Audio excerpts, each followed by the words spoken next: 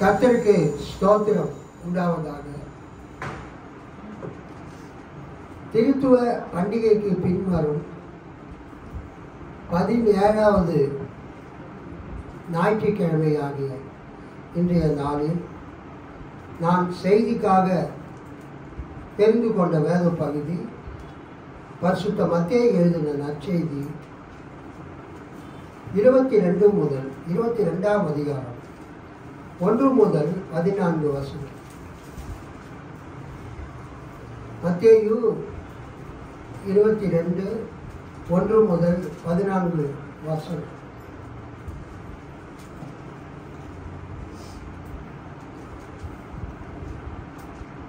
திருமண விருந்து ஓமை. இயேசு மீண்டும் அவர்களை பார்த்து ஓமைகள் வாயிலாக பேசியது. விண்ண அரசை பின்வரும் நிகழ்ச்சிக்கு ஒப்பிடலாம். அரசர் ஒருவர் தம் மகனுக்கு திருமணம் நடத்தினார். திருமணத்திற்கு அழைப்பு பெற்றவர்களை கூட்டிக் கொண்டு வருமாறு அவர் தம் பணியாளர்களை அனுப்பினார். அவர்களோ வர விரும்பவில்லை. மீண்டும் அவர் வேறு பணியாளர்களிடம், நான் விருந்து ஏற்பாடு செய்திருக்கிறேன், காளைகளையும் கொழுத்த கன்றுகளையும் அடித்து சமையல் எல்லாம் தயாராகியுள்ளது, திருமணத்திற்கு வாருங்கள் என அழைப்பு பெற்றவர்களுக்கு கூறுங்கள் என்று சொல்லி அனுப்பினார்.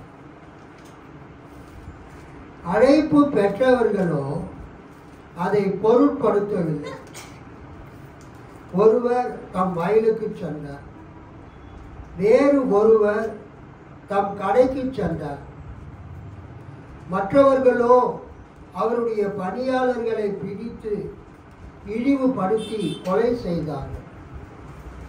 அப்பொழுது அரசர் சினமுற்று தம் படையை அனுப்பி அக்கொலையாளிகளை கொன்றொழித்தார். அவர்களுடைய நகரத்தையும் தீக்கிரையாக்கினார். பின்னர் தம் பணியாளர்களிடம், திருமண விருந்து ஏற்பாடாகி உள்ளது, அழைக்கப்பட்டவர்களோ தகுதியற்று போனார்கள். எனவே நீங்கள் போய் சாலையோரங்களில் காணும் எல்லாரையும் திருமண விருந்துக்கு அழைத்து வாருங்கள் என்றார். அந்த பணியாளர்கள் வெளியே சென்று வழியில் கண்ட நல்லோர் தீயோர் யாவரையும் கூட்டி வந்தனர். திருமண மண்டபம் விருந்தினரால் நிரம்பியது. அரசர் விருந்தினரை பார்க்க வந்தபோது அங்கே திருமண ஆடை அணியாத ஒருவனை கண்டார். அரசர் அவனை பார்த்து, தோழா, திருமண ஆடையின்றி எவ்வாறு உள்ளே வந்தாய் என்று கேட்டார். அவனோ வாயடைத்து நின்றான்.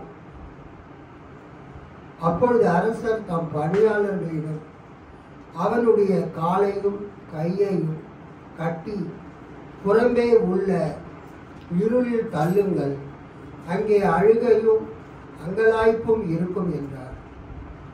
இவ்வாறு அழைப்பு பெற்றவர்கள்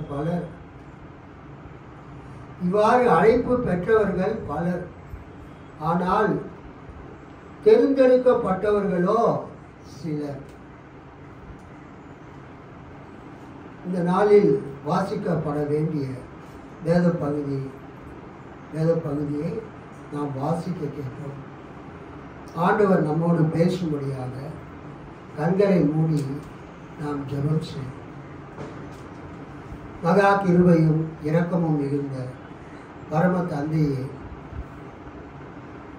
உமது ஆலயத்துக்கு சபைக்கு எங்களை கொண்டு வந்ததற்காக உமக்கு ஸ்தோத்திரம்.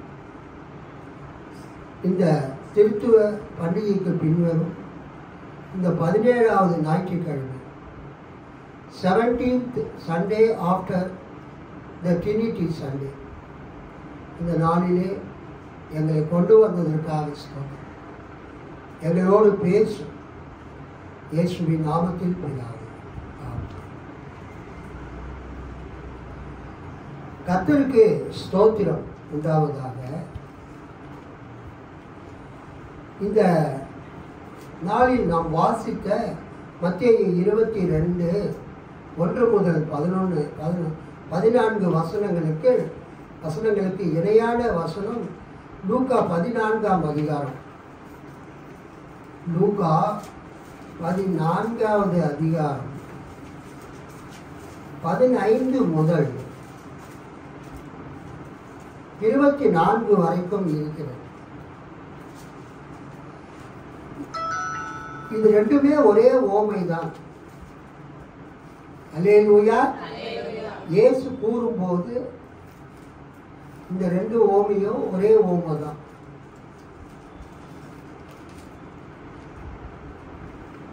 இந்த ரெண்டு ஓமை, மத்தேயுல வரக்கூடிய ஓமை, லூக்காவில் வரக்கூடிய ஓமைக்கு ஒரே சோர்ஸ் தான், ஒரே மூலம் தான்.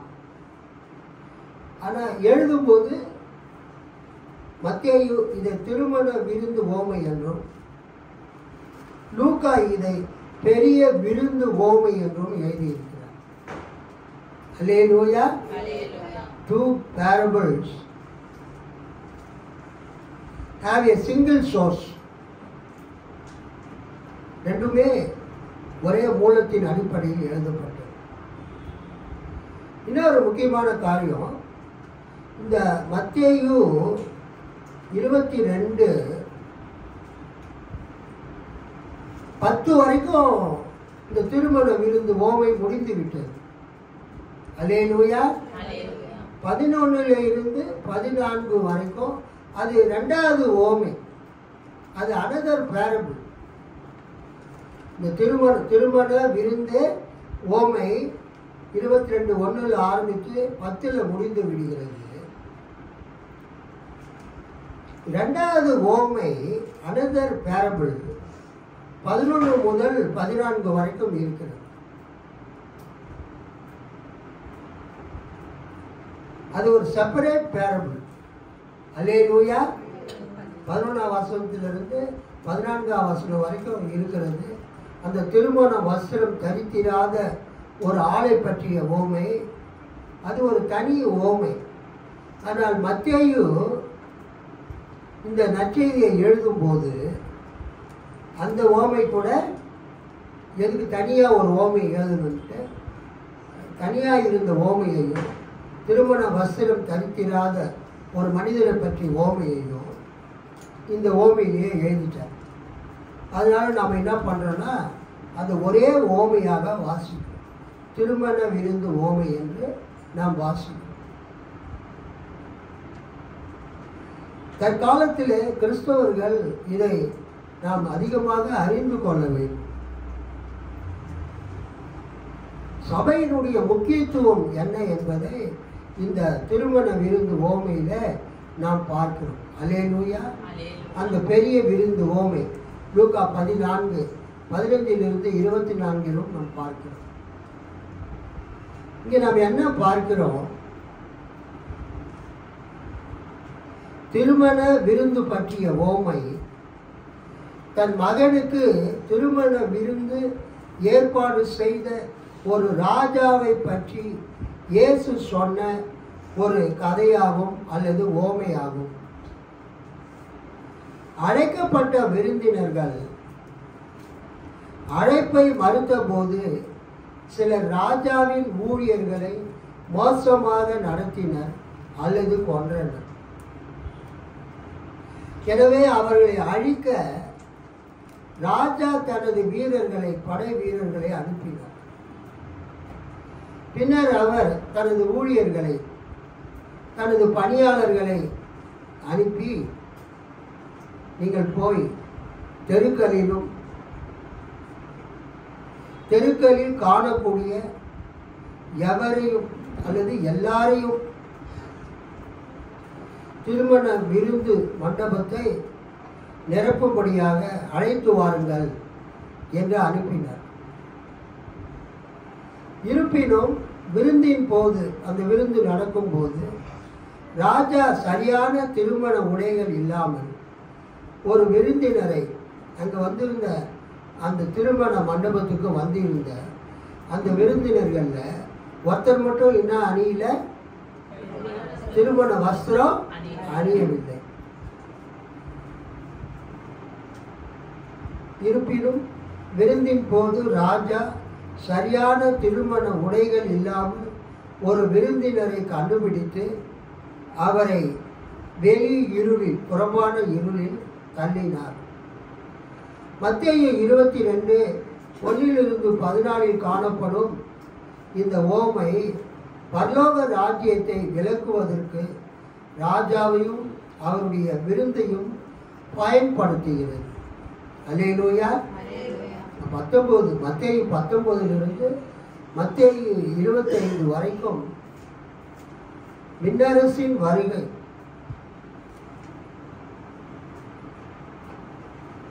Kingdom of heaven, kingdom of heaven, பரலோக ராஜ்யத்தினுடைய வருகையை பற்றிய ஓமைகள் மத்தேயு 19-25 சொல்லப்பட்டிருக்கிறது. அல்லேலூயா. கர்த்தருக்கு ஸ்தோத்திரம் உண்டாவதாக. இங்கே நாம் என்ன பார்க்கிறோம்? அந்த திருமண வஸ்திரம் தரித்திராத ஒரு மனிதரை அந்த ராஜா புறம்பான இருளிலே, வெளியில் இருக்கக்கூடிய இருளிலே அவரை தள்ளுபடியாக குறிப்பிடுகிறார். இங்கு வரக்கூடிய இந்த ஓமையில் வரக்கூடிய ராஜா யாரை குறிக்கிறது? கடவுளை குறிக்கிறது. அந்த ராஜாவுடைய மகன் யாரை குறிக்கிறது? இயேசு கிறிஸ்துவை குறிக்கிறது. அந்த ராஜா தன் மகனுடைய திருமணத்துக்கு வந்தவங்களுக்கு அவர் கொடுக்கக்கூடிய விருந்து, திருமண விருந்து, ரட்சிப்பின் மூலம் நித்திய ஜீவனை குறிக்கிறது. கை தட்டி ஆண்டவரை மகிமைப்படுத்தும். அந்த திருமண விருந்திலே அழைக்கிற ராஜா யாரை குறிக்கிறது? கடவுளை குறிக்கிறது, தேவனை குறிக்கிறது. அந்த ராஜாவுடைய மகன், அவருடைய குமார், தேவனுடைய குமாரனாகிய இயேசு கிறிஸ்துவை குறிக்கிறது. அந்த ராஜா அளிக்கிற விருந்து ரட்சிப்பின் மூலம் நாம் நித்திய ஜீவனை பெற்றுக்கொள்கிறதை குறிக்கிறது. அல்லேலூயா. சோ இயேசுவை யாரெல்லாம் ஏற்றுக்கொள்கிறார்களோ அவர்கள் ரட்சிக்கப்படுகிறார்கள். ரட்சிக்கப்படுகிறவர்களுக்கு தேவன் நித்திய ஜீவனை கொடுக்கிறார். அல்லேலூயா. அதோடு அந்த நித்திய ஜீவனுக்குரிய ஆசீர்வாதங்களையும் கொடுக்கிறார்.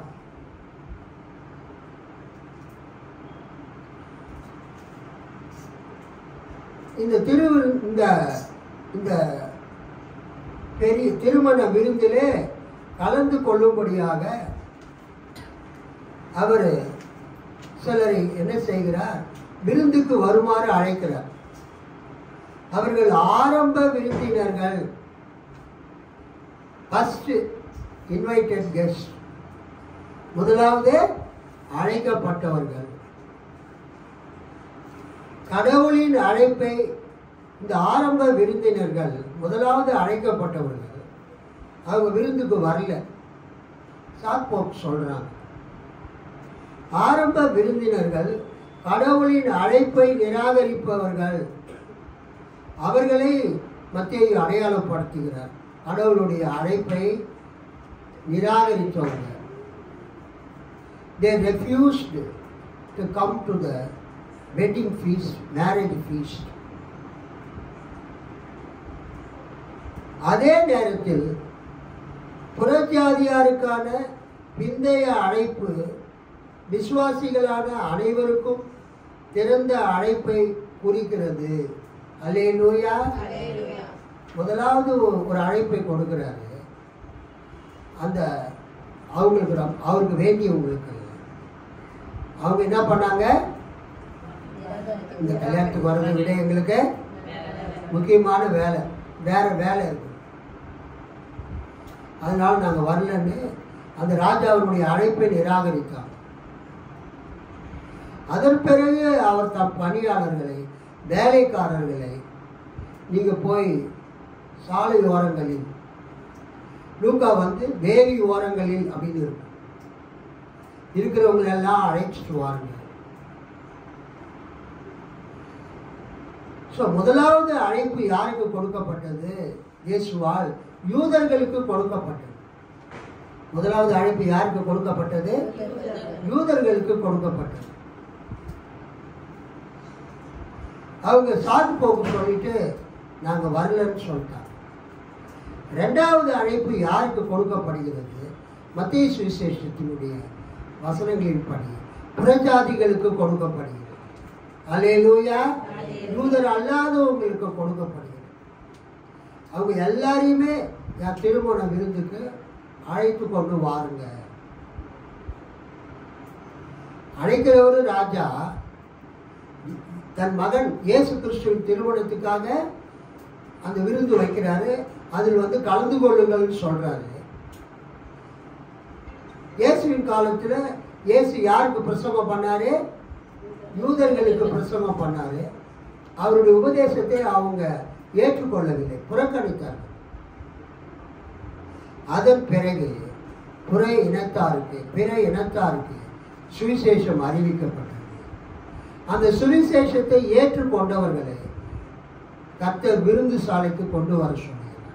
அல்லேலூயா. விருந்து சாலையில் ரட்சிப்பை பெற்றவர்கள் நித்திய ஜீவனை பெறுவதற்கு அடையாளமாக அது இருக்குது. இந்த திருமண மண்டபம் இந்த விருந்து சாலை எதுக்கு அடையாளமாய் இருக்கிறது என்றால் சபைக்கு அடையாளமாய் இருக்கிறது.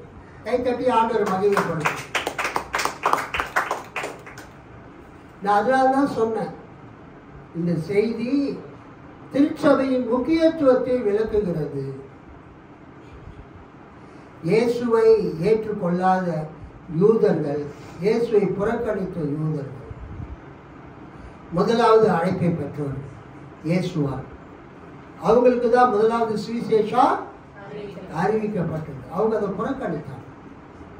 அதன் பிறகு சுவிசேஷம் புற ஜாதிகளுக்கு பிரசங்கிக்கப்பட்டது.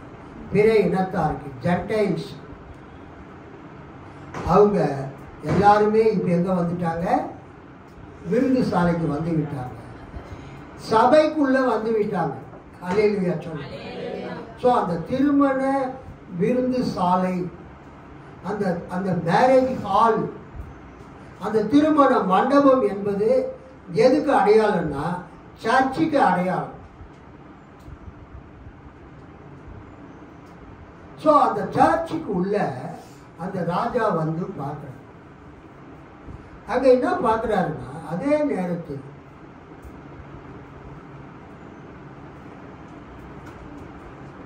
ராஜா கடவுளை குறிக்கிறார், மகன் இயேசுவை குறிக்கிறார், மற்றும் விருந்து, அந்த திருமண விருந்து, அந்த பிரியாணி, சிக்கன் 65, அப்புறம் என்னதுங்க, மட்டன் ஃப்ரை, அப்புறம்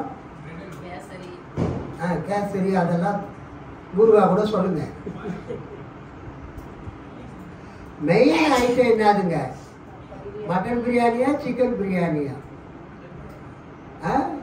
சிக்கன் 65, இதுதான் நம்ம எதிர்பார்க்கணும். ஸோ அந்த கல்யாண மண்டபத்தில் ரட்சிக்கப்பட்டவங்க, இயேசுவின் ரட்சிப்பை ஏற்றுக்கொண்டவங்க உள்ளே வரும்போது அவங்களுக்கு இயேசு நித்திய ஜீவனை கொடுக்கிறார். நித்திய ஜீவனை மட்டுமல்ல, அதோடு தொடர்புடைய அனைத்து ஆசீர்வாதங்களை கொடுக்கிறார். ஒரு திருமண விருந்தில் ஒரு ஐட்டம் மட்டுமா கொடுப்பாங்க? நிறைய ஐட்டம் கொடுப்பாங்க. உங்களுக்கு எது இன்ட்ரெஸ்டோ அதை நீங்க என்ன பண்ணலாம்? சாப்பிடலாம். அனைத்து ஆசீர்வாதங்களும் இயேசுவை ஏற்றுக்கொண்டு, இயேசுவின் ரட்சிப்பை ஏற்றுக்கொண்டு, இயேசுவினுடைய நித்திய ஜீவன் தருகிற நித்திய ஜீவனை ஏற்றுக்கொண்டு சபைக்கு வரக்கூடியவங்களுக்கு, விருந்து சாலைக்கு வரக்கூடியவங்களுக்கு எல்லா ஆசீர்வாதங்களையும் ஆண்டவர் தருகிறார். அல்லேலூயா, ஸ்தோத்திரம்.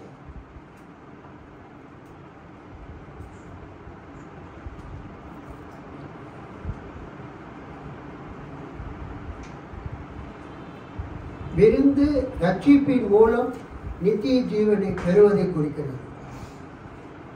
துவக்கத்தில் அழைக்கப்பட்ட விருந்தினர்கள், ஆரம்ப விருந்தினர்கள் கடவுளின் அழைப்பை நிராகரிப்பவர்களை அடையாளப்படுத்துகிறது.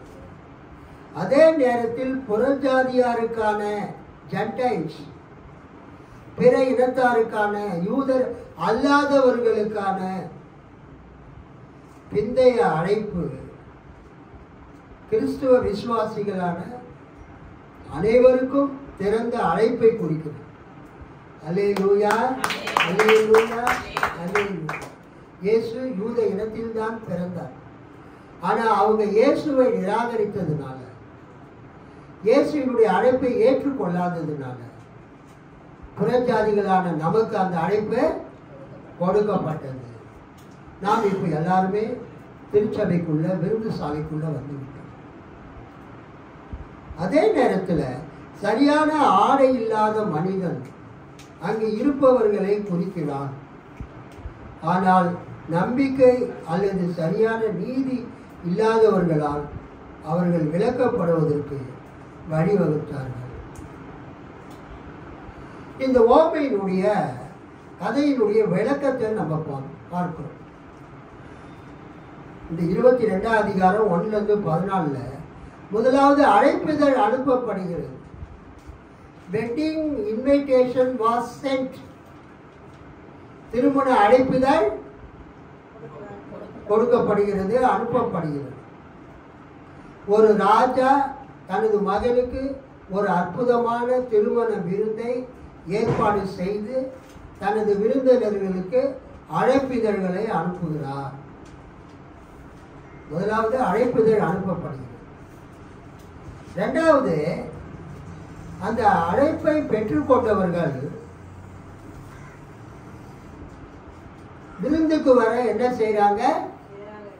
அதை நிராகரிச்சுட்டாங்க. எங்களுக்கு இதை விட பெரிய வேலை இருக்குது, முக்கியமான வேலை இருக்குது, நாங்கள் வர முடியாது என்று சொல்லிவிட்டார். ஃபஸ்ட்டு ஒரு இன்விடேஷன் அனுப்பிச்சிடுவாங்க ஒரு மாதத்துக்கு முன்னாடி. அதன் பிறகு அந்த திருமணத்தன்றைக்கு இன்னொரு தடவை என்ன பண்ணுவாங்க? 2வது தடவை ஆள் அனுப்பிச்சு கூப்பிடுவாங்க. டைம் இத்தனை மணிக்கு வந்துடுங்க. ஸோ அழைக்கப்பட்ட அந்த விருந்தினர்கள் வர மறுக்கிறார்கள். சிலர் சாக்கு போக்குகளுடன் மற்றவர்கள் வன்முறையில் ஈடுபட்டு ராஜாவினுடைய அந்த தூதர்களை, பணியாளர்களை கொல்லுகிறார்கள். செகண்ட் டைமா கூப்பிட போனவங்களை அவங்க அடிச்சு உதைச்சி சிலரை சாகடிக்கிறாங்க.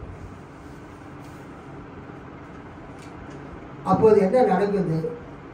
தனது ஊழியர்களின் நிராகரிப்பு மற்றும் கொலையால் ஊழியர்கள் போய் கூப்பிட்டதை அதை நிராகரித்தவங்க, அவங்கள அடித்து உதைச்சி கொலை செய்தவங்க மேலே அந்த மன்னருக்கு என்ன வந்தது? கோபம் வந்தது. அதனால் தனது பணியாளர்களை தாக்கியவர்களை அழித்து அவர்களின் நகரத்தையும் அவர் அக்னியால் சுட்டெரிக்கிறார்.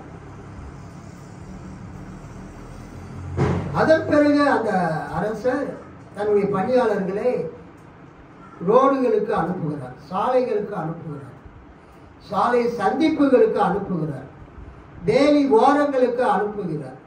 மத்தேயுல ஒரு தடவை தான் அனுப்புகிறார், ஆனால் லூக்காவில் 2 தடவை அனுப்புவார் புதிய விருந்தினர்கள். பின்னர் ராஜா தனது ஊழியர்களை அனுப்பி தெருக்களில் யாரை கண்டாலும், அவர்கள் யாராக இருந்தாலும் திருமண மண்டபத்தை நிரப்பும்படியாக அந்த ராஜா அழைப்பு கொடுக்கிறார். அப்ப எல்லாரும் வந்துட்டாங்க. அது எதை குறிக்கிறது? கடவுளுடைய ஊழியர்களுடைய பிரசங்கத்தை கேட்டு இயேசுவை ஏற்றுக்கொண்டு திருச்சபைக்கு வந்தவர்களுக்கு கடவுள் ஆசீர்வாதங்களை கொடுக்கிறார். அல்லேலூயா. ரட்சிக்கப்பட்டவர்களுக்கு கடவுள் தேவன் நித்திய ஜீவனை கொடுக்கிறார், அதோடு பல ஆசீர்வாதங்களை கொடுக்கிறார். அப்ப அந்த திருமண மண்டபத்துக்கு வந்தவங்க எல்லாருமே என்னவாயிட்டாங்க? கிறிஸ்டின் ஆகிட்டார். அந்த காலத்தில் ஒரு வெட்டிங்க்கு வரும்போது எல்லாருமே நீங்கள் பார்த்துருப்பீங்க, அந்த சவுதி அரேபியா ஷேக்குங்க முஸ்லீம் அந்த ரூலர்ஸ், அவங்க என்ன ட்ரெஸ் போட்டிருப்பாங்க? என்ன அங்கி? சூப்பர். பல நேரத்தில் ரூட் செலவா கவனிக்காத மாதிரி உட்காந்துட்டு இருக்கிறாங்க, ஆனால் கரெக்டாக பதில் சொல்கிறாங்க. அந்த முஸ்லீம் நாடுகள், மத்திய கிழக்கு நாடுகளில் அந்த ஆளுகை செய்கிறவர்கள், முக்கியமானவர்கள், பொதுவாக மக்கள் எல்லாருமே என்ன பண்ணுவாங்க? நீண்ட அங்கியை அணிவார்கள், வெண்மை நிறமாய். ஸோ அவங்க விருந்துக்கு போகும்போது, ஒரு கல்யாணத்துக்கு அழைக்கப்படும் போது எல்லாருமே எந்த ட்ரெஸ்ஸில் போவாங்க? ஒயிட், பியூர் ஒயிட் கலர் ட்ரெஸ்ஸை போட்டு அந்த திருமணத்தில் போய் கலந்துக்குவாங்க. ஸோ மத்திய கிழக்கு நாடுகளில், மிடில் ஈஸ்ட் கண்ட்ரீஸில், அந்த வளைகுடா நாடுகளில், பாலஸ்தீன தேசத்தில் ஒரு திருமணத்துக்கு அழைக்கப்படும் போது எல்லாருமே தூய்மையான ஒரு வெண் வஸ்திரம், ஒரு நீண்ட அங்கியை அணிந்து கொண்டு வருவாங்க. ஆனால் அங்கே போய் பார்த்தா ஒருத்தர் திருமணத்துக்கு அணிந்து வரக்கூடிய அங்கி இல்லாமல் அன்யூனிஃபார்ம், நான் யூனிஃபார்ம், திருமணத்திலே அணியக்கூடாத ஒரு வஸ்திரத்தை அவர் அணிந்து கொண்டு வருகிறார்.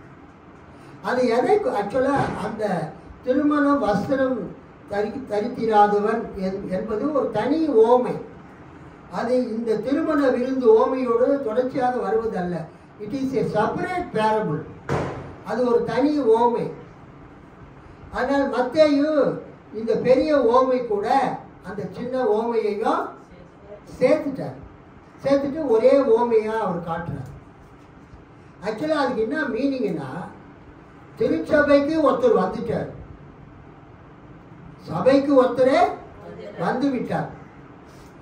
திருச்சபைக்கு வரவங்க எல்லாருமே 100% saints-ஆ? All that go to church are not saints. All that go to church are not saints. சபைக்கு போற எல்லாருமே பரிசுத்தவான்கள் கிடையாது. ஏன்னு சொன்னா, அங்க நம்ம பார்த்தோம்னா நல்லவங்க கெட்டவங்க எல்லாருமே அவர் அழைச்சிட்டு வர சொல்றார். 10ஆம் வருஷம் படிங்க. அந்த ஊழியக்காரர் புறப்பட்டு வழிகளிலே போய் தாங்கள் கண்ட நல்லார் பொல்லார் யாவரையும் கூட்டிக் கொண்டு வந்தார்கள். அந்த ராஜாவினுடைய பணியாளர்கள், ஊழியக்காரர்கள் சாலையோரங்களில், அந்த வேலியோரங்களில் இருந்த ஜனங்களை நல்லவங்க கெட்டவங்க எல்லாருமே அழைத்து வந்தாங்க. அப்போ சர்ச்சுக்கு வர்றவங்க எல்லாருமே நீங்க நினைக்கிற மாதிரி ரொம்ப பரிசுத்தவான்களா இருப்பாங்கன்னு நினைக்காதீங்க. அல்லேலூயா.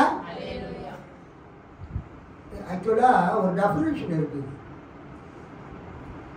born again believers. Reverend TS Arulchandran ஐயா, டிஎல்சி ரெவரண்டாக இருந்தவர், எனக்கு போன வாரம் ஃபோன் பண்ணி சர்ச்சுக்கு மார்ட்டின் லூத்தர் என்ன சொன்னார், சர்ச்சுக்கு ஜான் கால்வின் என்ன சொன்னார் அப்படின்னு நீங்கள் சொன்னீங்க. எங்கள் அப்பா எனக்கு ஒரு டெஃபினேஷனை கற்றுக் கொடுத்தார். Search is a Holi place. Search is a Holi place. சபை என்பது ஒரு புனிதமான இடம். அங்கே யார் வருவாங்க? sanctified people வருவாங்க. Church is a holy place where sanctified people are coming. பரிசுத்தமாக்கப்பட்டவர்கள் அங்கு வருவாங்க அப்படின்னு அவர் எனக்கு போன வாரம் அவர் எனக்கு ஃபோனில் பேசினார். எனக்கு சந்தோஷமா இருந்தது. அந்த நாயின் ஊர் விதவையின் மகனை இயேசு உயிரோடு எழுப்பின சம்பவத்தை அந்த ஐயா இப்போதான் உன் பிரசங்கத்தை கேட்டேன், நல்லா இருந்தது. மார்ட்டின் லூத்தர் என்ன சொன்னார், ஜான் கால்வின் என்ன சொன்னாருன்னு சொன்னீங்க. அவங்க ரெண்டு பேரும் என்ன சொன்னாங்க?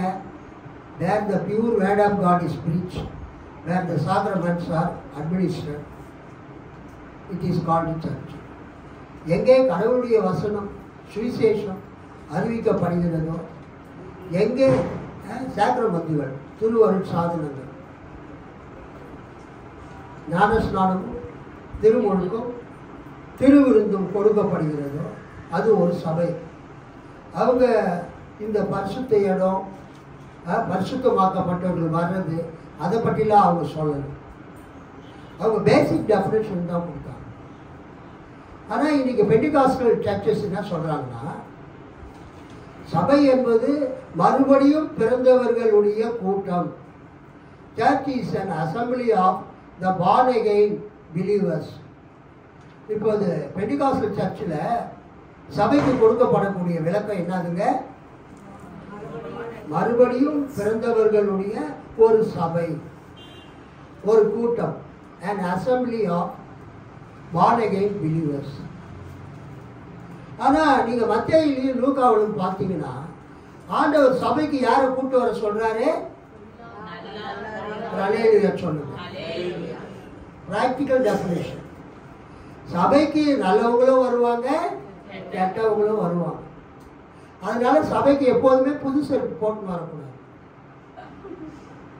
ஏன்? ஆமாம், மாற்றி இல்லை, அவங்க பழைய செருப்பு போட்டு வந்து வெளியே விட்டு புது செருப்பு போட்டு போயிடுவாங்க. சபைக்கு நல்லவங்களும் வருவாங்க, கெட்டவங்களும் வருவாங்க. பட் அந்த சபைக்கு வந்த பிறகு அவங்க லைஃப் என்னவாயிடும்? மாறிவிடும். அல்லேலூயா, அல்லேலூயா, அல்லேலூயா. இங்க அதைத்தான் பார்க்கிறோம். இங்க 11லிருந்து 14 வரைக்கும் இருக்கிறது ஒரு செப்பரேட் பேரபிள், ஒரு தனி ஓமை. அந்த தனி ஓமையில அங்க மத்தேயு என்ன சொல்ல வர்றாருன்னா, ஒரு மனிதன் சபைக்குள்ள வந்து விட்டான், அவன் விருந்துல அவன் பங்கெடுக்கிறான், சாப்பிட்டு இருக்கிறான், பரலோக ராஜ்யத்தின் நன்மைகளை அவன் அனுபவிக்கிறான். அப்ப அவன் சபைக்கு வந்த பிறகு அவன் லைஃப் ஸ்டைல் என்னவாகணும்? மாறணும். சபைக்கு வர்றதுக்கு முன்னால நீங்க எப்படி வேணாலும் இருங்க, நல்லவங்களா இருங்க, கெட்டவங்களா இருங்க. சபைக்கு நீங்கள் வந்த பிறகு உங்களுடைய வாழ்க்கை கிறிஸ்துவின் போதனைக்கு ஒத்ததாக மாற வேண்டும். உங்களுடைய நடை, உடை, பாவனை, உங்கள் பேச்சு எல்லாமே கிறிஸ்துவின் போதனைக்கு ஏற்றதாக மாற வேண்டும். அதுதான் திருமண வஸ்திரம் தரித்திராதவனுடைய நிலை. அவன் திருமண விருந்துக்கு வந்து விட்டான், திருமண மண்டபத்துக்கு வந்து விட்டான். நல்லவர்கள் பொல்லாதவர்கள் எல்லாரையும், ரோட்டில் போறவங்க வரவங்க, சாலை ஓரத்தில் இருக்கிறவங்க எல்லாருமே அவங்க கூட்டிட்டு வந்துட்டாங்க. ஆனா அவன் லைஃப் வந்து என்னவாகல? மாறவே இல்லை. சேஞ்ச் ஆகணும். ஆண்டவருடைய வசனத்தை கேட்க கேட்கதான் இந்த வசனத்தினாலே எங்களை பரிசுத்தமாக்கும். யோவான் 17:17 படிக்கும்.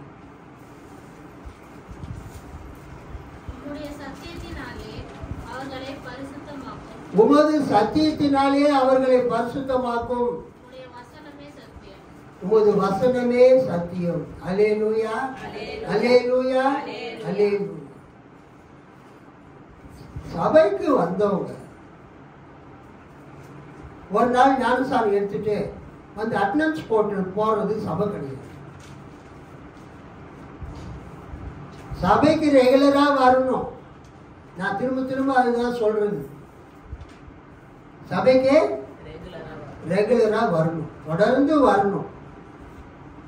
அப்போதான் அந்த ஆண்டவருடைய வார்த்தை உங்களுக்கு தொடர்ந்து போதிக்கப்படும். அல்லேலூயா. அந்த வசனத்தை கேட்க கேட்க கேட்க உங்களுடைய வாழ்க்கை முறை மாறிவிடும். யோவான் 17:17 அதான் சொல்லுங்க. படிங்க திரும்ப. உம்முடைய சத்தியத்தினாலே அவர்களை பரிசுத்தமாக்கும். உம்முடைய சத்தியத்தினாலே அவர்களை பரிசுத்தமாக்கும். உம்முடைய வசனமே சத்தியம். உமது வசனமே சத்தியம். ஆண்டவர் தமது வசனத்தினால நம்மை பரிசுத்தப்படுத்துகிறார், நம்மை கழுவுகிறார், நம்மை சுத்திகரிக்கிறார். ஆண்டவருடைய வசனம் நம்ம பரிசுத்தப்படுத்துகிறது, நம்மை சுத்திகரிக்கிறது. ஆக சபைக்கு வந்தவங்க கெட்டவங்களா வந்தால் கூட கொஞ்ச நாளில் அவங்க லைஃப் என்னவா மாறணும்? நல்லவங்களா மாறணும். அவங்க லைஃப் ஸ்டைல் சேஞ்ச் ஆகணும். ஸோ அந்த திருமணத்துக்கு வந்தவங்க எல்லாருமே திருமண உடை, அந்த லாங் ஒயிட் ரோப், நீண்ட திருமண அந்த ஆடையை அணிந்து வந்தார்கள். பொதுவாக பப்ளிக் பிளேஸ் போகும்போது, ஒரு வெட்டிங்க்கெலாம் போகும்போது, அந்த மிடில் ஈஸ்ட் கண்ட்ரீஸில், மத்திய கிழக்கு நாடுகளில், அந்த பாலஸ்தீன இஸ்ரேல் பகுதியில் இருக்கிறவங்க நீண்ட அங்கிகளை அணிந்து செல்வார்கள், ஒயிட் ரோப். ஆனால் இந்த மனிதன் அது அணியாமல் வந்திருக்கிறான். அப்போ நம்ம என்ன பார்க்கிறோம் என்றால், அவர் கேட்குறாரு, நீ அரசர் விருந்தினரை பார்க்க வந்தபோது அங்கே திருமண ஆடை அணியாத ஒருவனை கண்டார். அரசர் அவனை பார்த்து, தோழா, கம்பானியன், தோழா, திருமண ஆடையின்றி எவ்வாறு உள்ளே வந்தாய் என்று கேட்டார்.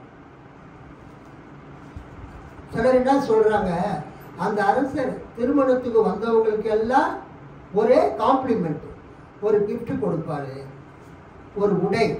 அந்த உடையை அவங்க அணிந்து கொண்டு அந்த மேரேஜுக்கு வருவாங்க எப்படியோ. ஆனால் அந்த அரசர் கேட்கிறார், சாதாரணமாக ஒரு மேரேஜுக்கு போகும்போது நீங்கள் என்ன அணிஞ்சிட்டு வருவீங்க? ஆமாம், வெண்ணாடையை அணிஞ்சிட்டு வருவீங்க. ஐயா, இது என்னையா, நான் ரோட்டில் போயிட்டு இருந்தேன், சாலை ஓரமாக நின்றுட்டு இருந்தேன், உங்கள் ஊழியக்காரங்க வந்து வாங்க வாங்கன்னு கூப்பிட்டாங்க, நான் வந்துட்டேன். நான் எப்படிங்க என் வீட்டுக்கு போயிட்டு திருமண ஆடையில் அணிஞ்சிட்டு வர முடியும் அப்படின்னு அவன் பதில் சொல்ல. ஒருவேளை அந்த வெட்டிங்க்கு வந்தவங்களுக்கு, திருமணத்துக்கு வந்தவங்களுக்கு அந்த ராஜா அந்த நீண்ட திருமண ஆடிய ஒயிட் ட்ரெஸ்ஸை அன்பளிப்பாக கூட அவர் கொடுத்துருக்கலாம். அல்லேலூயா. அதை பற்றி இங்கே சொல்லப்படும். அப்போ அவர் என்ன கேட்குறாரு, தோழா, திருமண ஆடையின்றி எவ்வாறு உள்ளே வந்தாய் என்று கேட்டார். அவனோ வாயடைத்து நின்றான். அப்பொழுது அரசர் தம் பணியாளர்களிடம் அவனுடைய காலையும் கையையும் கட்டி புறம்பே உள்ள இருளில் தள்ளுங்கள், அங்கே அழுகையும் அங்கலாய்ப்பும் இருக்கும் என்றார். அதுக்கு என்ன மீனிங்னா, அந்த திருமண மண்டபம் ஃபுல்லாக லைட் வெளிச்சத்தில் இருக்கும். இப்போ கூட நம்ம மேரேஜுக்கெல்லாம் போனால் வெட்டிங் ஹால், ரிசப்ஷன் நடக்கிற இடம், அந்த பேங்க்வெட், திருமண விருந்து நடக்கிற இடத்துக்கு போனீங்கன்னா ஒரே வெளிச்சமாக இருக்கும், ஒரே லைட்டாக இருக்கும், பிரகாசமாக இருக்கும். அந்த மண்டபம் ஃபுல்லாக விளக்கு எரிஞ்சிட்டு இருக்கும். அந்த மண்டபத்துக்கு வெளியில் லைட் இருக்காது, இருட்டாக இருக்கும். அதான் அதுக்கு ஜென்ரல் மீனிங், பொதுவான மீனிங் நாங்கள் என்ன நம்ம பார்க்குறோம். அப்போது அரசர் தம் பணியாளர்களிடம் அவருடைய காலையும் கையையும் கட்டி புறம்பே உள்ள இருளில் தள்ளுங்கள். தட் மீன்ஸ் இந்த திருமண மண்டபத்துக்கு வெளியில இருக்கிற, திருமண மண்டபத்துக்குள்ள வெளிச்சம் இருக்கு. பொதுவாக யூதர்கள் திருமணத்தை நைட்டில் தான் நடத்துவாங்க. அல்லேலூயா. அப்போ நைட்டில் நடத்தும் போது அந்த திருமண மண்டபத்துக்குள்ளே என்ன இருக்கும்? வெளிச்சம் இருக்கும். திருமண மண்டபத்துக்கு வெளியில இருட்டு இருக்கும். ஆக திருமண மண்டபத்துக்கு வெளியில இருட்டில் இவனை தூக்கி போடுங்க அப்படின்னு அவர் சொல்றாரு. அதே மாதிரி அவனை தூக்கி போட்டிருப்பாங்க. அங்கே அழுகையும் அங்கலாய்ப்பும் இருக்கும் என்றார். இவ்வாறு அழைப்பு பெற்றவர்கள் பலர், ஆனால் தெரிந்து கொள்ளப்பட்டவர்களோ சிலர்.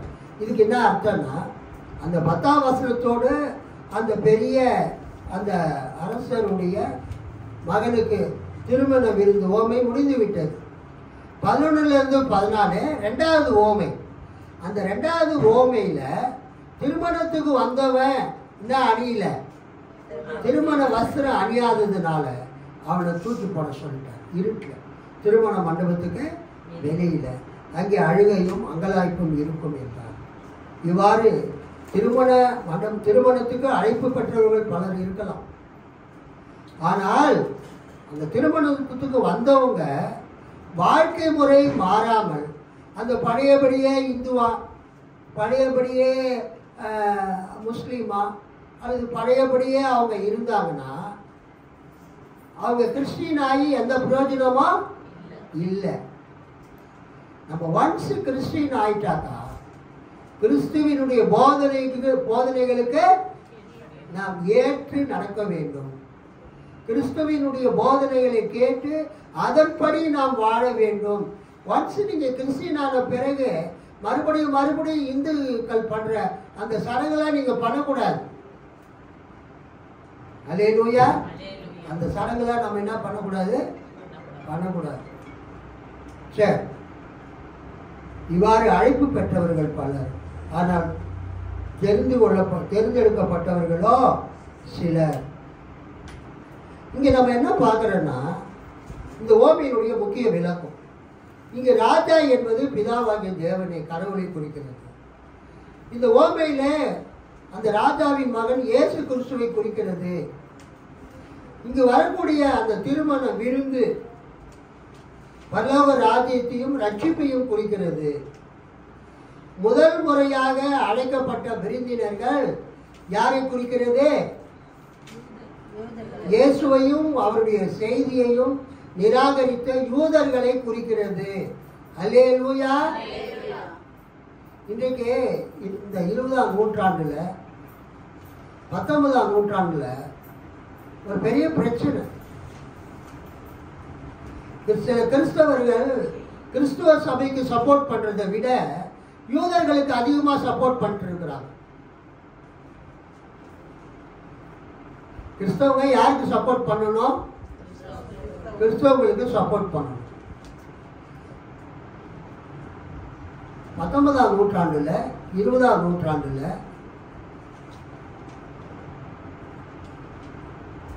ஒரு சிலர் கிறிஸ்துவ சபைகளுக்கு கொடுக்கக்கூடிய ஆதரவை விட யூதர்களுக்கு அதிகமாக ஆதரவு கொடுத்து இன்று வரைக்கும் அந்த ஆதரவு அவங்க தெரிவிச்சுட்டு இருக்கிறாங்க.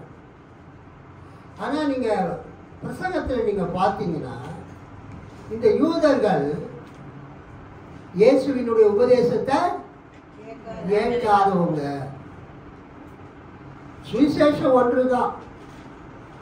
எல்லாரும் சுவிசேஷத்தை கேட்கணும், எல்லாரும் மனம் திரும்பணும், எல்லாரும் ஞானஸ்தானம் எடுக்கணும், எல்லாரும் சபையில சேரணும். யூதரா இருந்தாலும் புறஜாதியா இருந்தாலும் எல்லாருக்குமே ஒரே ரூல் தான். இயேசுவின் சுவிசேஷத்திற்கு இந்த உலகத்தில் இருக்கிற அத்தனை மக்களும் கீழ்ப்படிய வேண்டும். அதைத்தான் இந்த மத்தேயு 22 நாம் பார்க்கிறோம். இயேசுவினுடைய வருத்தப்பட்டு பாரம் சுமக்கிறவர்களே, நீங்கள் எல்லாரும் என்னென்னைக்கு வாருங்கள், நான் உங்களுக்கு இளைப்பாறுதல் தருவேன். முதலாவது இயேசு இதை யூதர்களுக்கு சொன்னார். சிலர் ஏற்றுக்கொண்டார்கள், சிலர் ஏற்றுக்கொண்டார்கள். இயேசுவை சிலுவையில் அறிந்து கொன்றார்கள். அதன் பிறகு இயேசு உயிர்த்தெழுந்த பிறகு தனது சீஷர்களுக்கு கட்டளை கொடுத்தார். நீங்கள் உலகமெங்கும் போய் சர்வ சிருஷ்டிகளுக்கும் சுவிசேஷத்தை அறிவீர்கள், சகல தேசத்தார்களையும் என்னுடைய சீடர்களை மாற்றுங்கள் என்று சொன்னார். விசுவாசித்து இயேசுவை ஏற்றுக்கொள்றவங்களுக்கு, சீஷர் ஆகிறவங்களுக்கு பிதா குமாரன் பரிசுத்தாவின் நாமத்தினாலே ஞானஸ்தானம் கொடுக்க சொன்னார். ஞானஸ்தானம் பெற்று சபையில சேருகிறவர்களுக்கு இயேசுவின் உபதேசத்தை போதிக்க சொன்னார். இது உலகத்தில் இருக்கிற அத்தனை மக்களுக்கும் ஒரே சுவிசேஷம். One Lord, one Xavier, one gospel. உலகம் முழுவதற்கும் ஒரே ஆண்டவர், ஒரே இரட்சகர் இயேசு கிறிஸ்து. அவருடைய சுவிசேஷம் இந்த உலகத்தில் இருக்கிற அத்தனை மக்களுக்கும் உரியது. அவர்கள் யூதர்களாயிருந்தாலும் கிரேக்கர்களாயிருந்தாலும், யூதர்களாயிருந்தாலும் புற ஜாதிகளாயிருந்தாலும், பிற இன மக்களாயிருந்தாலும் எல்லாருக்கும் ஒரே சுவிசேஷம். இயேசு உனக்காக சிலுவையில அறையப்பட்டு மரித்தார். உன் பாவங்களுக்காக ரத்தம் சிந்தினார். அவர் உயிர்த்தெழுந்து மூன்றாம் நாளில் உயிர்த்தெழுந்து இன்னைக்கு பிதாவின் வலது பார்சத்தில் வீற்றிருக்கிறார். அவ்விடத்திலிருந்து உயிருள்ளோரையும் மரித்தோரையும் நியாயத்திற்க வரப்போகிறார். இயேசுவின் சுவிசேஷம் ஒன்றுதான். முழு உலகத்திற்கும் இயேசுவின் சுவிசேஷம். யூதர்களுக்கு தனியா ஒரு சுவிசேஷம், கிறிஸ்தவங்களுக்கு தனியா ஒரு சுவிசேஷம்லாம் கிடையாது. யூதர்களாக இருந்தாலும் புறஜாதிகளாக இருந்தாலும் எல்லாருக்கும் ஒரே சுவிசேஷம். எல்லாரும் இயேசுவை விசுவாசிக்க வேண்டும், எல்லாரும் மனம் திரும்ப வேண்டும், எல்லாரும் பாவத்தை அறிக்கை செய்து அவங்க தண்ணீரில் மூழ்கி ஞானஸ்தானம் எடுக்க வேண்டும். பெண்டிகாஸ்டல் சர்ச்சா இருந்தால் தண்ணியில் மூழ்கி ஞானஸ்தானம் எடுத்து சபையில் சேரணும். அது மெயின் லைன் சர்ச்சா இருந்தால் அவங்க எப்படி ஞானஸ்தானம் கொடுக்குறாங்களோ அப்படி எடுத்து அந்த சபையில் சேர வேண்டும். ஆக மொத்தத்தில் விதிவிலக்கே கிடையாது. ஆண்டவருடைய அழைப்பை ஏற்றுக்கொண்டு யாரெல்லாம் விருந்து சாலைக்கு வருகிறார்களோ இயேசுவின் போதனைகளால் அவங்க வாழ்க்கை மாற்றப்பட வேண்டும். அந்த திருமண வஸ்திரம் அணிதல் என்பது எதற்கு அடையாளம்? மாற்றப்பட்ட வாழ்க்கைக்கு அடையாளம். தேவன் கொடுக்கக்கூடிய நீதியின் சால்வையை இயேசுவை விசுவாசிப்பதனால், இயேசுவின் இரத்தத்தினால் பாவ மன்னிப்பை நாம் பெறுவதினால் ரட்சிப்பினுடைய சால்வையை, நீதியின் சால்வையை நாம் அணிந்து கொள்வது வேறுபட்ட ஒரு வாழ்க்கையை காட்டுகிறது. அல்லேலூயா சொல்லாமல்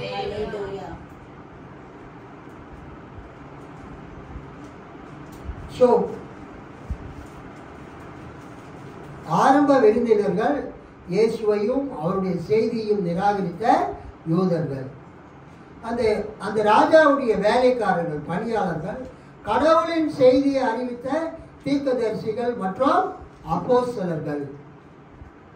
புதிய விருந்தினர்கள், நீங்க வெளியில போயிட்டு சாலை ஓரங்களிலும் வேலி ஓரங்களிலும் இருக்கக்கூடிய எல்லா மக்களையும் அழைச்சிட்டு வாங்க.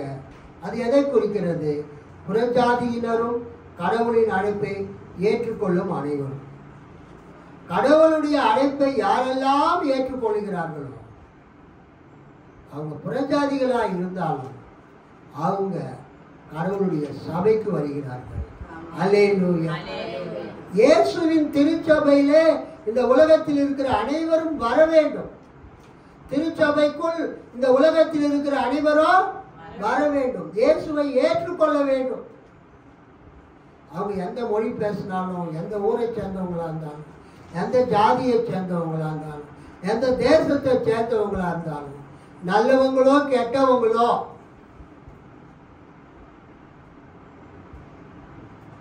இயேசு உன்னை அழைக்கிறார். இயேசுக்கு கீழ்ப்படிந்து அவர் அழைப்பை ஏற்றுக்கொண்டு ஆண்டவருடைய திருமண மண்டபத்துக்கு வா. அல்லேலூயா. சபைக்கு வா. சபையில் வந்து சேர். இயேசு கொடுக்கிற ரட்சிப்பையும் இயேசு கொடுக்கிற ஆசீர்வாதங்களையும் நீ பெற்று அனுபவி. அதுக்கு கீழ்ப்படிஞ்சு நிறைய பேர் வந்தாங்க. சாலை ஓரங்களிலும் வேலி அருகிலும் இருந்தவங்க வந்தாங்க. வந்தவங்க இயேசுவின் போதனை கேட்டு என்னவாகணும்? மாறணும். அந்த இயேசுவின் போதனை கேட்டு மாறாத ஒரு மனுஷன் அங்க இருக்கிறான். அவன் தான் திருமண வஸ்திரம் அணிந்திராதவன். இந்த காலை நேரத்தில் நம்ம இயேசு ஏற்றுக்கிறது முக்கியம் இல்லை, சபைக்கு வர்றது முக்கியம் இல்லை. இயேசுவின் போதனைகளால் நம்ம லைஃப் என்னவாகணும்? மாறணும். திருமண உடைகள் இல்லாத விருந்தினர். விருந்தில் கலந்து கொண்ட ஒருவர் கலந்து கொண்டார். ஆனால் கடவுளின் ரட்சிப்பின் ஏற்பாட்டை நிராகரித்து அதற்கு பதிலாக தங்கள் சுய நீதியை நம்பியிருப்பார். அதாவது என்னன்னா, நல்ல ட்ரெஸ் தான் போடணுமா, நான் கலர் ட்ரெஸ் போட்டுருக்கிறேன், இதோடு போனால் கடவுள் நான் வராதுன்னு சொல்வாரா அப்படின்னு கூட அவர் வந்திருக்கலாம். கரெக்டா? ஆனால் இங்கே என்ன விஷயம்னா, ராஜா வஸ்திரம் கொடுத்திருந்தா அந்த வஸ்திரத்தை தரித்து அவர் என்ன பண்ணியிருக்கணும்? அங்கே வந்திருக்கும். அல்லது அவருக்கு அந்த வெண்வஸ்திரம் இல்லாமல் அந்த வேற ஒரு கலர் வஸ்திரத்தை அணிந்து வந்திருந்தாலும் அது எதுக்கு அடையாளம்னா அவருடைய சுய நீதிக்கு அடையாளம்.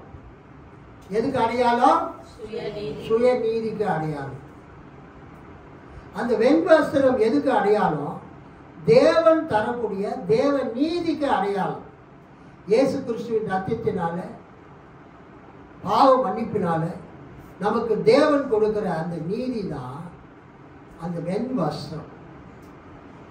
அந்த திருமண வஸ்திரம் தெரிக்காத அந்த ஆள் போனாரே, அது அவருடைய சுய நீதி. ஸோ நாம் செய்கிற நல் செயல்கள் நம்மை பரலோக ராஜ்யத்துக்கு கொண்டு போவார்.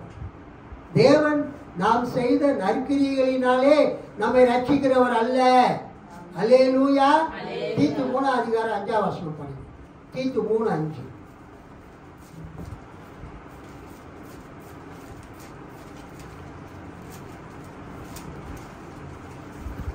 நாம் செய்த நீதியின் கிரியைகளின் நிமித்தம் அவர் நம்மை ரட்சியாமல். நாம் செய்த நீதியின் கிரியைகளின் நிமித்தம் அவர் நம்மை ரட்சியாமல் தமது இரக்கத்தின்படியே மறு ஜென்ம முழுக்கினாலும்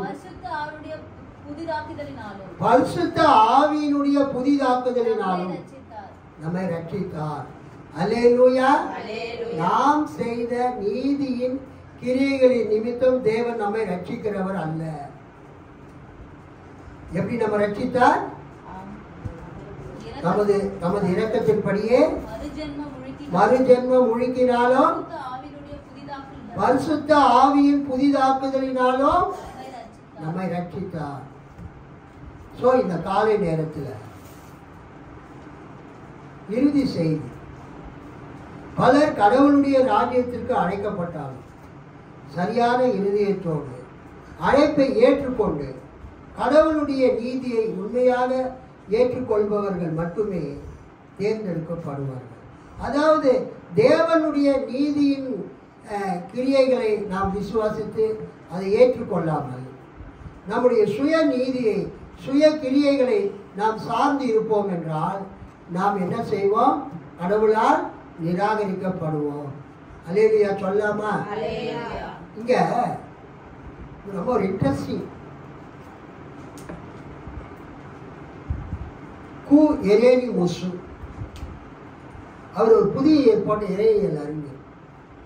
எரேனிமஸ் ஒரு பெரிய scholar, new testament scholar, Roman Catholic. எப்படி ஞானவரம் ஐயா ஒரு மதுரை இறையியல் தமிழ்நாடு இறையியல் கல்லூரி முன்னாள் முதல்வர், ஒரு புதிய ஏற்பாட்டு அறிஞரோ, அது மாதிரி ரோமன் கேத்தலிக் சர்ச்சில் எரேனிமுஸ் அவர் ரோமன் கேத்தலிக் புதிய ஏற்பாட்டு அறிஞர். நிறைய புக்கே எழுதியிருக்காரு, கமெண்ட்ரிலாம். அவர் எழுதின ஒரு book parables and miracles of Jesus. Parables and miracles of Jesus, இயேசுவின் இறையாட்சி சமூகம், அதை பற்றி ஒரு புத்தகம் எழுதியிருக்கார். இயேசுவின் இறையாட்சி சமூகம். அதில் இந்த ஓமைக்கு அவர் விளக்கம் கொடுக்குறார். முக்கியமாக அந்த திருமணத்துக்கு அழைக்கப்பட்டவங்க புறக்கணிச்சுட்டு போகிறாங்க இல்லையா, என்னது அவங்கள பற்றி ரொம்ப டீப்பாக எழுதியிருக்கிறார். அதாவது மத்தேயுல என்ன இருக்குது, லூக்காவில் என்ன இருக்குது, காஸ்பல் ஆஃப் தாமஸ்னு ஒன்று இருக்குது, ஒரு புத்தகம், தோமா எழுதின நற்செய்தி, அதில் என்ன இருக்குதுன்னு எழுதியிருக்கிறாரு. நான் படிக்கிறேன், கவனிங்க. இந்த ஓமையின் விளக்கம், திருமண விருந்து ஓமையின் விளக்கம். அரச விருந்து ஓமையும் பெரிய விருந்து ஓமையை போல் விருந்து பற்றி பேசுகிறது. அதாவது இந்த மத்தேயு 22 வரக்கூடிய இந்த விருந்தும் லூக்கா 14 வரக்கூடிய அந்த பெரிய விருந்தும் விருந்து பற்றி பேசுகிறது. விருந்து என்பது இறையாட்சி அல்லது விண்ணரசின் உருவகமாகும். இங்கு குறிப்பிடப்படும் விருந்து ஒரு சாதாரண விருந்து அல்ல. அல்லேலூயா. இந்த திருமண விருந்து ஒரு சாதாரண விருந்து அல்ல, அது ஒரு திருமண விருந்தாகும். அது அரசர் தம் மகனின் திருமணத்தை முன்னிட்டு கொடுக்கும் விருந்தாகும். எனவே இதனை அரச விருந்து என அழைப்பது முறையே. இது ராஜா கொடுக்கிற விருந்து. கைத்தட்டி ஆண்டவர் மகிழ்ச்சி. ராஜா கொடுக்கிற விருந்த யாராவது புறக்கணிச்சுட்டு போகலாமா? சொல்லுங்க, போகக்கூடாது. விருந்திற்கான அழைப்பு ஏற்கனவே அத்திருமணம் பற்றிய அறிவிப்பும் முறையான அழைப்பும் பெற்றவர்களுக்கே கொடுக்கப்படுகிறது. அன்றைய நாட்களில் திருமணம் பற்றிய அழைப்பு பல நாட்களுக்கு முன்பே கொடுக்கப்பட்டுவிடும். ஒரு மாதத்துக்கு முன்னாலேயே கல்யாண பத்திரிக்கை வைக்கிற மாதிரி அந்த காலத்தில் முதல்லையே அந்த அறிவிப்பு கொடுத்துருவாங்க. ஆனால் திருமண விருந்தின் நேரம் பெரும்பாலும் குறிப்பிடப்படுவதில்லை. திருமண விருந்து தயாரானதும் அழைப்பு பெற்றவர்களை கூட்டிக் கொண்டு வருமாறு பணியாளர்கள் அனுப்பப்படுவர். ஆனால் அழைப்பு பெற்றவர்கள் அத்திருமண விருந்தில் பங்கேற்கவில்லை. யாருக்கெல்லாம் அவர் அழைப்பு கொடுத்தாரோ அவங்க என்ன பண்ணல? வரல. அவர்கள் அதில் பங்கேற்க விரும்பவில்லை. எனவே அழைப்பு பெற்றவர்கள் வர மறுத்திடினும் அரசர் அவர்கள் மீது கோபம் கொள்ளாது மீண்டும் ஒருமுறை அவர்களுக்கு அழைப்பு விடுவிக்கிறார். காளைகளையும் கொழுத்த கன்றுகளையும் அடித்து சமையல் எல்லாம் தயாராய் உள்ளது, திருமணத்திற்கு வாருங்கள் என்று மீண்டும் அழைப்பு விடுக்கப்படுகிறது. நலவசம். இந்த அழைப்பையும் அவர்கள் பொருட்படுத்தவில்லை. ஒருவர் தம் வயலுக்கு சென்றார். கவனிங்க, திருமணத்துக்கு சாப்பிட்றதுக்கு வாங்க, மணமக்களை வாழ்த்த வாருங்கன்னா அவங்க எங்க போனாங்க? ஒருவர் தம் வயலுக்கு சென்றார், வேறு ஒருவர் தம் கடைக்கு சென்றார். 5ஆம் வசனம். லூக்காவின் பெரிய விருந்து ஓமையில் ஒருவர் வயலை வாங்கினார். வெறுமனே வயலுக்கு செல்லவில்லை. இன்னொருவர் 5 ஏர் மாடுகளையும் வாங்கினார். நான் வயலுக்கு போறேன், 5 ஏர் மாடுகளை வாங்கினேன் அப்படின்னு சொல்லிட்டு அவங்க போனாங்க. தோமா நற்செய்தி இங்கதான் நீங்க கவனிக்கணும். நமக்கு மத்தேயு, மார்க்கு, லூக்கா, யோவான் 4 தான் இருக்குது நம்ம பைபிள்ல. ஆனா இந்த பைபிள்லாம் எடிட் பண்ண பிறகு காஸ்பல் ஆஃப் தாமஸ், தோமா எழுதின நற்செய்தி என்ற ஒரு நூலை கண்டுபிடித்தார்கள். அதை பைபிளில் அவங்க வைக்கல. ஆனால் பைபிளுக்கு இணையாக அதை வாசித்து பிரசங்கிக்கும் போது அதில் இருக்கக்கூடிய கருத்துக்களையும் சபைகளில் சொல்லக்கூடிய பழக்கம் தற்பொழுது இருக்கிறது. அந்த தோமா நற்செய்தியில் இந்த பெரிய விருந்தை பற்றி, அரசரின் மகன் திருமணத்தை பற்றி அந்த தோமா நற்செய்தியில் என்ன எழுதப்பட்டிருக்கிறது? ஒருவர், நல்லா கவனிங்க, ஒருவர் தம்மிடம் கடன் வாங்கியவர் பணத்தை திருப்பி தர வருவதாகவும், இன்னொருவர் புதிதாக ஒரு வீட்டை வாங்கியதாகவும், மூன்றாமவர் தம் நண்பன் திருமணம் செய்ய இருப்பதால் அதற்கான விருந்து ஏற்பாடுகளை தாம் செய்ய வேண்டி இருப்பதாகவும், 4வது ஒருவர் தாம் ஒரு தோட்டம் வாங்கி இருப்பதாகவும் கூறி திருமணத்திற்கான அழைப்பை ஏற்க மறுத்தனர். கர்த்தருக்கு ஸ்தோத்திரம். மத்தேயு நற்செய்தியில் இடம்பெறும் அரச விருந்து ஓமையில் விருந்துக்கான அழைப்பை ஏற்றுக்கொள்ளாதது மட்டுமல்ல, அழைப்பு கொடுக்க சென்ற பணியாளர்களை பிடித்து இழிவுபடுத்தி கொலை செய்தார்கள். வசனம் 6 என்றும் கூறப்பட்டுள்ளது. இது கொடிய குத்தகைத்தாரர் ஓமையை ஒத்துள்ளது. அங்கும் தோட்ட தொழிலாளர்களே அவருடைய பணியாளர்களை பிடித்து ஒருவரை நைய புடைத்தார்கள், இன்னும் ஒருவரை கொலை செய்தார்கள், ஒருவரை கல்லால் எறிந்தார்கள். மத்திய 21:35. அரசர் அனுப்பிய பணியாளர்களை துன்புறுத்தி கொலை செய்ததால் அரசர் சினமுற்று தம் படையை அனுப்பி அக்கொலையாளிகளை கொன்றொழித்தார். அவர்களுடைய நகரத்தையும் தீக்கிரை ஆக்கினார். இச்செயல் கிபி 70 எருசலேம் நகரம் ரோமையரால் அழிக்கப்பட்டு தீக்கிரையாக்கப்பட்ட நிகழ்வை குறிப்பதாய் உள்ளது. இது போன்ற செயலே கொடிய குத்தகைத்தாரர் ஓமையிலும் இடம்பெறுகிறது. அங்கு தோட்ட உரிமையாளர் அத்தகையோரை ஈவிருக்கமின்றி ஒழித்து விடுவார் என்று கூறப்பட்டுள்ளது. ஒரு அல்லேலூயா சொல்லாமா? சாக்கு போக்கு. இயேசுவினுடைய சுவிசேஷ அழைப்பை ஒருவர் உங்களுக்கு சொல்லும் பொழுது அதை நீங்கள் ஏற்றுக்கொள்ளுங்கள்.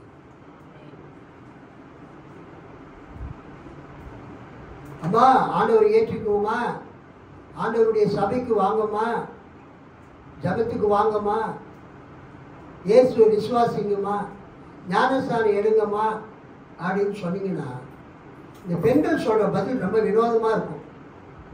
எங்க வீட்டுக்காரர் கேட்டு நாங்கள் பதில் சொல்றோம். இவங்க ஏதோ எல்லாத்தையுமே வீட்டுக்காரர் கேட்டு செய்யற மாதிரியும்,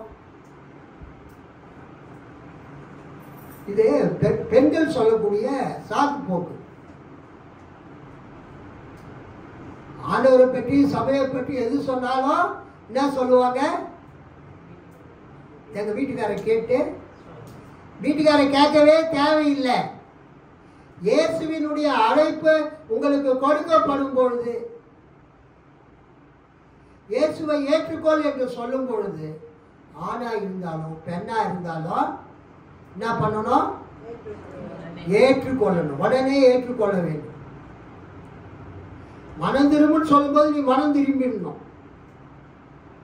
நீ எப்ப சாப்பிட்றன்னு உனக்கும் தெரியாது, நான் எப்ப சாப்பிட்றேன்னு எனக்கும் தெரியாது. ஸோ மனம் திரும்பி சுவிசேஷத்தை விசுவாசின்னு சொல்லும்போது நீங்கள் மனம் திரும்பி சுவிசேஷத்தை விசுவாசிக்கணும். ஞானஸ்தானம் பெற்று சபைக்கு வந்த பிறகு சபைக்கு ஒழுங்காக வர வேண்டும். ஆடிக்கு ஒரு தடவை, அமாவாசைக்கு ஒரு தடவை வரக்கூடாது. வருஷத்துல ஒரு தடவை தான் ஆடி மாசம் வரும். அமாவாசை மாசத்துக்கு ஒரு தடவை வரும். நிறைய பேர் சர்ச்சுக்கு எப்படி வருவாங்க, வருஷத்துக்கு ஒரு தடவை வருவாங்க. கிறிஸ்துமஸ்க்கு அமாவாசைக்கு வருவாங்க, மாசத்துக்கு ஒரு தடவை. எதுக்கு நீ சர்ச்சுக்கு வர? உன்னை யார் வர சொல்றது? உனக்கு இஷ்டமான நேரத்துக்கு வர்றது, உனக்கு இஷ்டமான நேரத்துக்கு வர்றது இல்லைன்னா இது எதுக்கு சபை உனக்கு? சபைக்கு ஒழுங்காக வர வேண்டும். அல்லேலூயா. யோவான் 17:17 படி சபைக்கு நீ ஒழுங்கா வந்தாதான் அங்கு பிரசங்கிக்கிற வசனங்களை உன்னுடைய பாவங்களை கழுவும், உன்னை சுத்திகரிக்கும். நீ ஆண்டவருக்கு பிரியமான நபராக மாற முடியும். ஸோ இந்த அருமையான இந்த காலை நேரத்தில் ஆண்டவருடைய இந்த திருமண விருந்து ஓமையும், அந்த லூக்காவுடைய பெரிய திருமண விருந்து ஓமையும், இயேசுவின் சுவிசேஷத்தை நாம் என்ன செய்யக்கூடாது, நிராகரிக்கக்கூடாது. சுவிசேஷத்தை கேட்டு சபைக்கு வர வேண்டும், ரட்சிக்கப்பட வேண்டும். ஞானஸ்தானம் எடுக்காதவங்க ஞானஸ்தானம் எடுக்க வேண்டும். ஆண்டவருக்கு பிரியமாக வாழ வேண்டும். கர்த்தர் உங்களை பரலோக ராஜ்யத்தின் ஆசீர்வாதத்தினால் உங்களை நிரப்புவார், ஆசீர்வாதம். ஆமென்.